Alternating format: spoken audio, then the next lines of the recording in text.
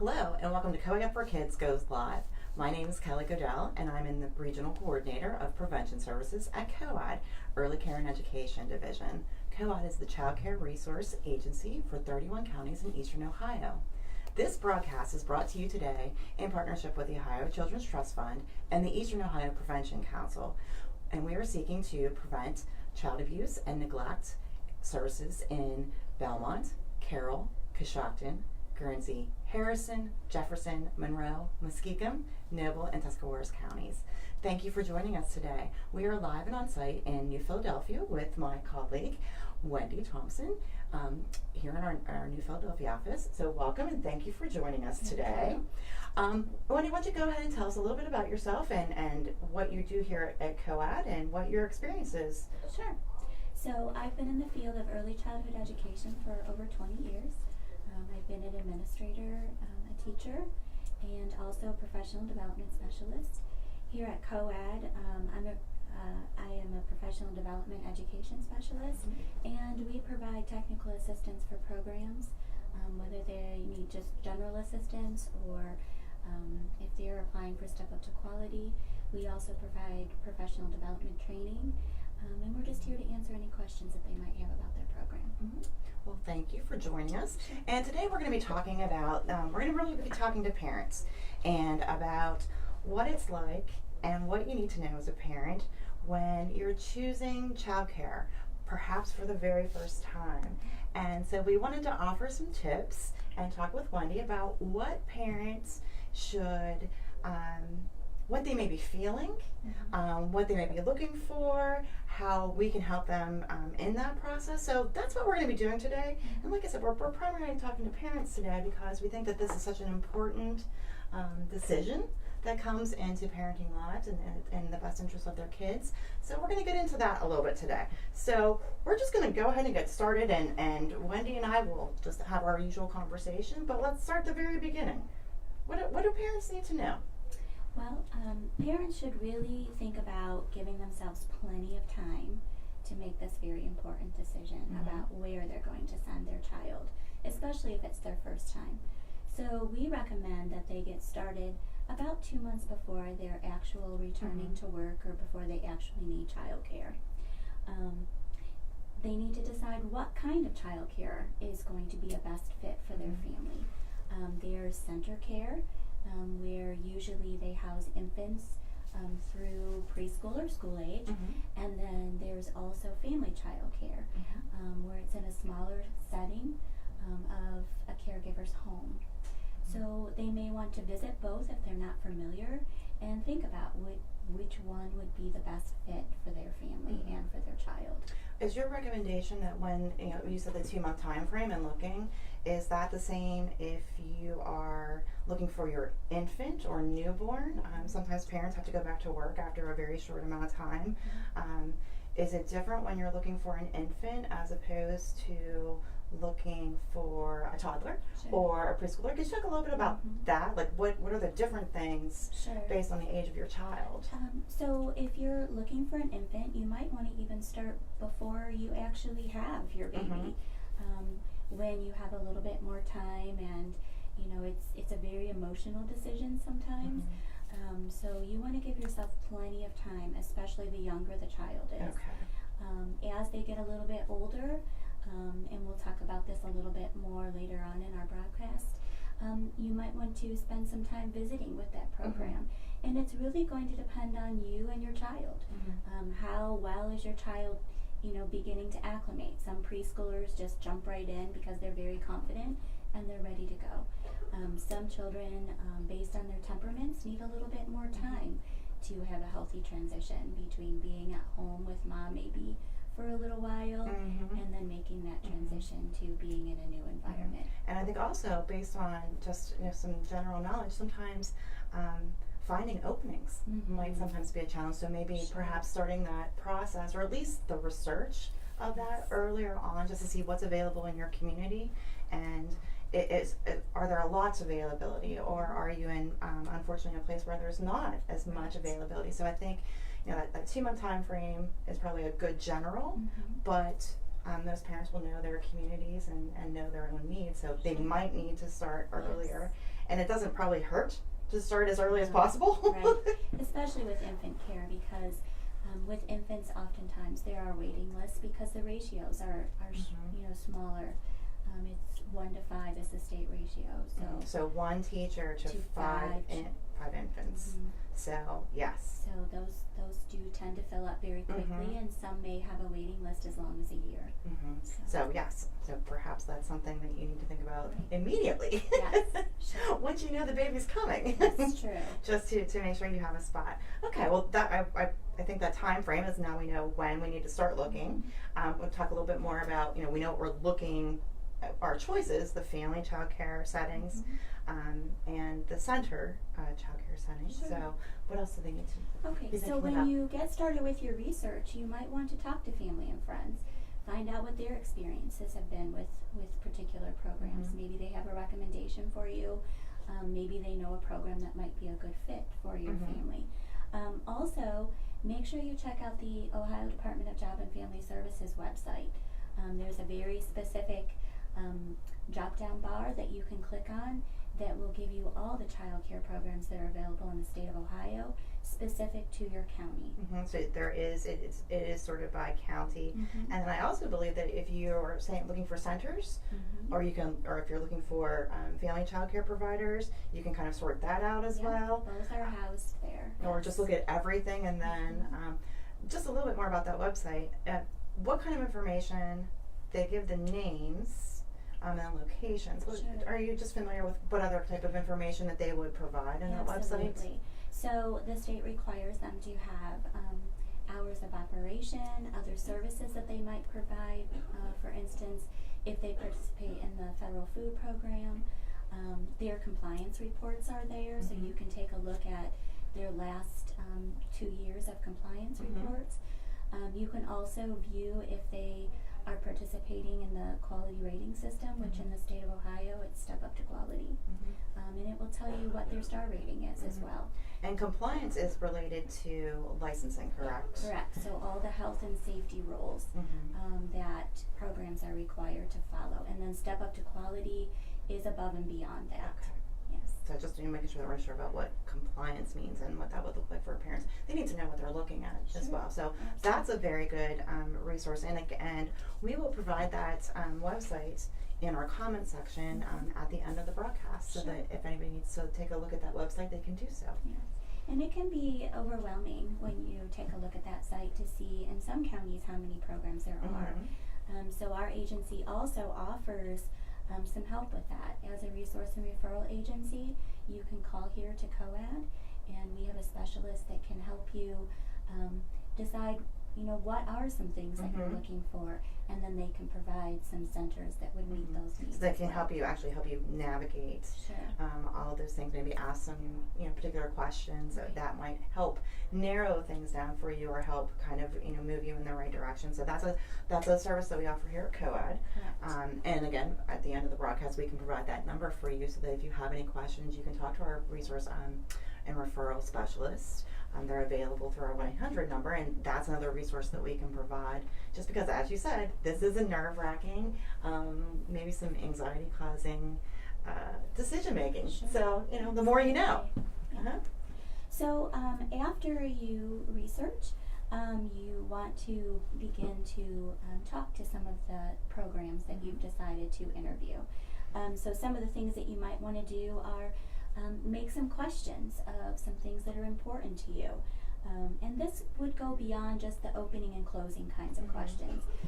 This might, if you're, for instance, looking for infant care, you might want to talk to the program about will they allow you to stay on the same schedule that you have at home for feeding and napping and things like that, because that would be a critical thing for an infant.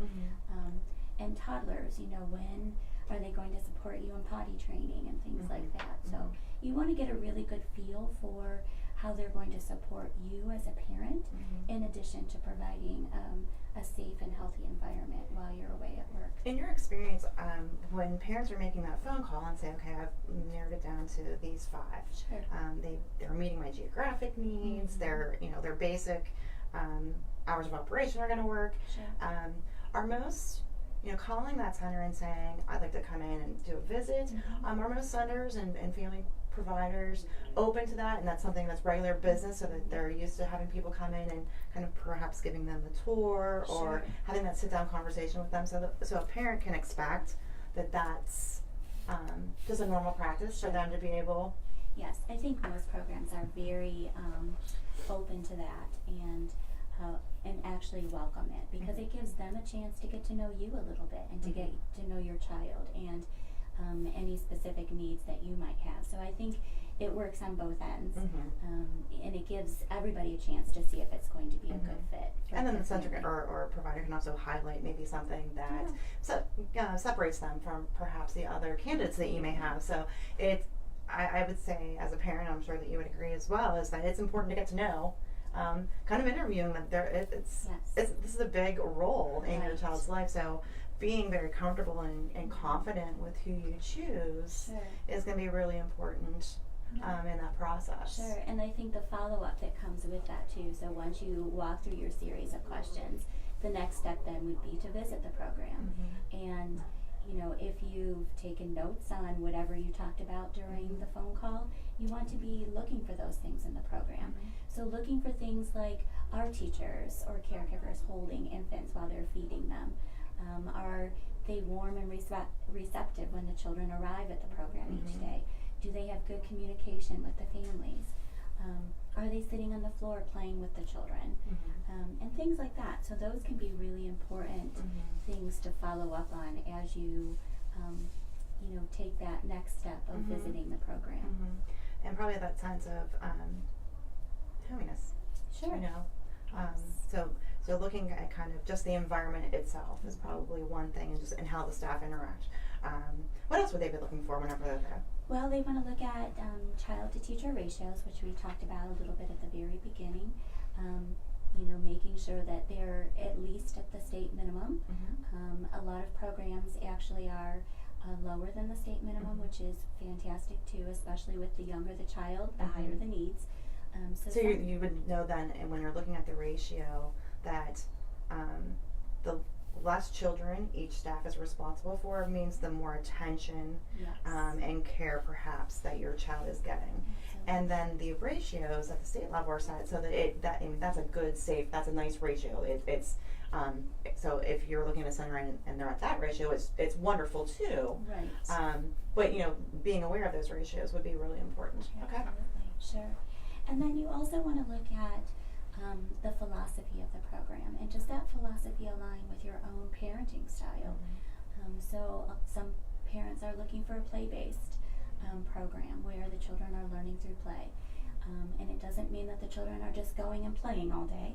It means that the teachers are very intentional about coming up with lesson plans or activity plans where the children are playing with activities, but they're learning something specific. So you want to make sure that the children can also reach items on their own, that they can go and choose something off of a shelf to play with, that everything is developmentally appropriate, meaning that it meets their developmental needs. So when young children and infants and toddlers are getting their tactile senses, so having blocks available, or having when they're younger, just having the different textures available, so that they're learning through that. And then also thinking probably about what do you have at home, what do you know that your child enjoys playing with, or responds well to, so that there is some variety to that, but also some consistency with that. Is that a normal thing to look at? Yes, sure. And so you want to make sure that, like in a preschool room, for instance, that it's almost like you're walking into your own home, where there's different activity areas set up. So you want to make sure there's a housekeeping area where they can bake and they can cook and have good conversations, which build language skills. You spoke a little bit about blocks, making sure that they can construct things and they have the opportunity to just dream about what they want to make. Pretend. Pretending everything. Pretend play, sure. You also want to make sure that there's lots of opportunity for good teacher exchange of information. So we have that serve and return, that back and forth conversation between the teacher and the child. Excellent. Sure. The next step would actually be to use your senses while you're visiting the center. As you walk in, what do you hear? Do you hear children laughing? Do you hear children that are excited about being there? And also, do you hear lots of crying maybe? So that might be kind of a little bit of a red flag. Or how quickly does a teacher respond to a child that might be upset or need help? Because some crying is going to happen. Sure. So that's you know, I can't let that completely turn you off, but you also, I think, listening to see how the staff is responsive to that, Right. And also probably how you hear the teacher speaking with your child too. So yes, okay. So we're listening when we go in. Right. What else are we doing? So you're definitely listening for that responsive caregiving. Absolutely. Again, looking at what you see and looking for health and safety things too. So it's just not teacher interaction or child interaction, but it's also safety. What kinds of things do you observe? Is the condition of the building in good shape? Is the condition of the materials in the classroom in good shape? Things like that. And then what do you smell? And sometimes this seems like kind of a funny one, but it really isn't. When you walk in, does it smell like something's baking or cooking, or or does it have maybe a smell that is undesirable? That's always a good indicator. Does the center smell clean? Because they are required to keep up with doing specific cleaning on a daily, weekly, and monthly basis as well. And then also taste is something that we would encourage you to think about. If you have an opportunity to add a snack or share a meal, maybe how does the food taste? Do you think that your child would enjoy what's being served? And then also, does the food meet the federal food guidelines that are put out for size, for portion size, for safety? So younger children, is food cut into bite-sized pieces? And then also for meeting nutrition guidelines. So those are important things to think about as well. And then finally, touch. How are the teachers interacting with the children? Do they encourage them to come and sit in their laps? Are they getting down to that child's level and really looking in their eyes when they're talking to them and things like that? So. And that's something that you can observe and kind of get your sense of your similar parenting style. Absolutely. So also, when you're looking at safety measures, looking for choking hazards that you might observe, especially in the younger classrooms, and then also asking the administrator to view their safety practice schedules. How frequently are they having fire drills, tornado drills, and disaster drills? Those are all requirements of the Which state. no one doesn't want to think about happening, but you want them to have a plan. Sure. So and I don't think that's something that we would normally as parents think to ask about. Sure. And those are required to be posted, so it's not unusual to ask that question. So, and then finally, ask about policies and procedures for background checks of staff. What are their requirements for those kinds of things? How quickly do they get background checks back from teachers? And what is their policy about having a teacher in a classroom before that background check comes back? And then also looking at building security. Is the building secure? Do they require that you have a code to enter the building? So those are all really good questions to ask and become familiar with about each individual program as well. Excellent. Okay. And then something else that we recommend is, does the program have any special accreditations? So in the state of Ohio, we have a QRIS system, which is a quality rating improvement system, and in Ohio it's Step Up to Quality.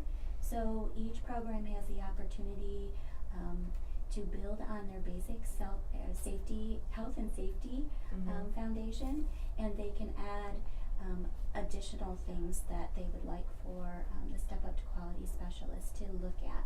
So those things would involve learning and development, also administrative and leadership practices, staff qualifications and professional development that's above and beyond the state requirement, and family and community partnerships, because those are really important too. So some specific things that you might want to look for is ask the administrator, is the school using a research-based curriculum? And does the program provide developmental screenings? And do they share that information with the parents during a parent-teacher conference, as well as a research-based assessment? So a screening is just kind of a snapshot of the child's development, and the assessment is something that is ongoing. It happens maybe throughout the school year. So maybe developmental milestones, and that way if there would be perhaps areas of concern, the parents know right away. Right. Because these individuals, these professionals are spending a lot of time with your child. Sure. And then they can provide other intervention services that would really help your child to continue to grow and develop as well. Also, does the program complete a classroom self-assessment? Are they constantly looking at the quality of their environment? Those things are really important as well. And then, are there opportunities for the family to participate in the program? Having that, what I call triangle of communication, is really important. Making sure that you have opportunities other than drop off and pick up to come in and see what's happening in the building, and to see what your child is doing, how they're growing and developing, how they're building little social relationships with friends and peers that are in their classrooms. So, and that could be examples of open houses or parent teas or performances of any type of that. So just any type of other opportunity to come in and see what's going on. Sure, we call those family engagement activities. And then a lot of programs participating in Step Up to Quality will also provide parent education, which is really important too. So they might focus on an area of growth and development for their child, such as the importance of reading to your child every single day. And so they might provide them with some literature. They may have a librarian come in and talk to them, or maybe even a kindergarten teacher to share the importance of that. So, and then finally, I think the last thing that you would want to do as you're visiting with the administrator is ask what the next steps might be. We talked a little bit about at the beginning of our broadcast, checking the availability. And truly, in some areas, it is difficult to get into quality programs. So you might have to be put on a waiting list for a little bit of time, or maybe make some other arrangements until the center or the family child care program that you choose to send your child to is available. So start working on some of those logistics. What else do you need to do to enroll your child? What fees are involved with that? What's the cost of the program? Things like that. And also, medical records, so vaccination records and all those type of things. So those are all the different things that you're pulling together as part of your enrollment, if there is a spot available for you. So there's some additional steps, and each one, each provider, I'm sure, has a kind of checklist for you, so that you know what your responsibilities are. Yes, most programs have a packet that they put together, where families can take that packet home and fill it out when it's quiet, and then return it before the child's first day at the program. But you may be required to get some additional documents, such as the child medical record, which most physicians or pediatricians require about a 24-hour notice to receive that document. So that's something else when you're considering time that you're going to need to provide for. And I think also then another part would be costs, and if you're eligible for publicly subsidized care, is that those slots available? So there's a lot of logistics in there, and I see again why we really talk about that 2 months or longer to really make sure that we're covering all the bases and not just kind of expecting that things are going to happen Right. So being prepared and proactive is probably really important. Yes, absolutely. Those have been wonderful. I know that we had some other resources that we would want to provide at the end, and if you just want to give us just an overview of some of those that we talked about. So childcareaware.org is a really good resource for parents to check out. They actually have several articles available and some checklists that you might want to take with you as you visit the program. As we spoke about, ODJFS, the Ohio Department of Job and Family Services, will provide you with that website also, but that's where all the programs are housed. So that's a plethora of information about program specifics. BoldBeginnings.org is another program that's newer, but it also provides very specific, age-specific information about infants, toddlers, preschoolers, school agers, and even early pregnancy. There's some good articles and Wonderful. resources and information there. And then also coedforkids.org, and that's where we house all of our information. So that's another really good resource about how to call our agency if you do need some assistance in finding childcare. Okay. Excellent. So just in kind of way of recapping, it's probably best to say start early, Yes. kind of know what you're looking for, Absolutely. schedule, have the conversations perhaps, schedule the actual visit, and then use all of your senses. And I would say on top of that, just, as parents, you get a sense of comfortability. Absolutely. And so, I think the parents shouldn't forget to use their smell and their sight and their taste and their touch, but also just that inner kind of gut feeling that says, hey, this seems like a good place for us, or this seems like a good fit. Right. Well, thank you so much, Wendy. This has been very helpful, and I think you provided some good information for parents who are perhaps getting ready to look into childcare, or maybe they're changing locations. Sure. So these are just really helpful tips to help with that. Sure. And again, Wendy and I will provide in the comment section ways for you to contact the different agencies and websites and phone numbers that we've made available. And so once again, thank you so much, Wendy. You're welcome. And thank you all for joining us today, and we will see you next time.